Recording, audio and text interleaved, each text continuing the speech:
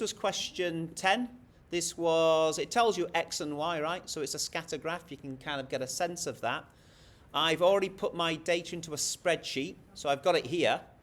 But before I even do all my linreg, which is definitely the way to go, I just want to see what the data looks like, because that might help with the language I use, right? Positive versus negative correlation might be helpful here.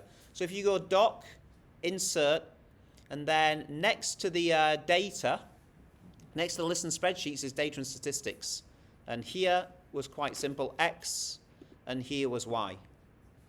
Now, just with that one simple trick, I can see that seems to be positive correlation, right? Now, is it very strong, just moderate? Is it weak? Well, we won't know until we get the correlation coefficient. So I'm going to go back to my spreadsheet. In the first space next to my 2 columns, menu, statistics, stat calc, and there it is, linreg, linear regression. Now this will get me the equation linking X and Y, but it'll also get me how strong the linear model is.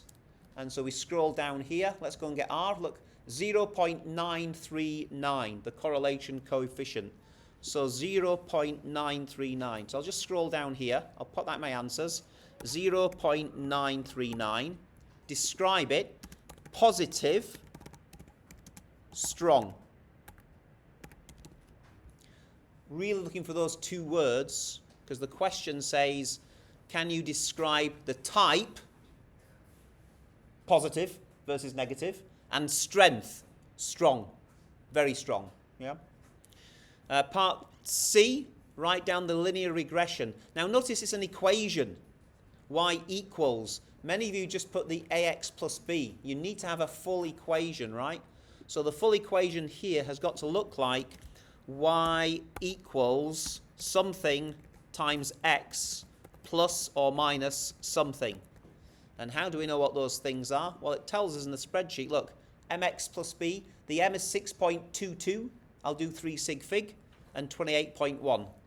So let me just make sure that you can get that into your answer. 6.22 is the multiplier for x. That's the gradient of the graph. And then the plus b is 28.1. That's 28.1 here. The whole point of getting a model is so we can make a prediction using it. And so for part D, use your regression model to find an estimate for a test score of a student who spent 6 hours revising. Well, I'm just going to check my graph. Can we use 6? Oh, look, there's 6 hours. Yep, 6 is going to be good to use because it kind of fits with my rest of my data set. So I'm going to go back to here, and I'm going to go and literally copy-paste my model down and replace the x with 6.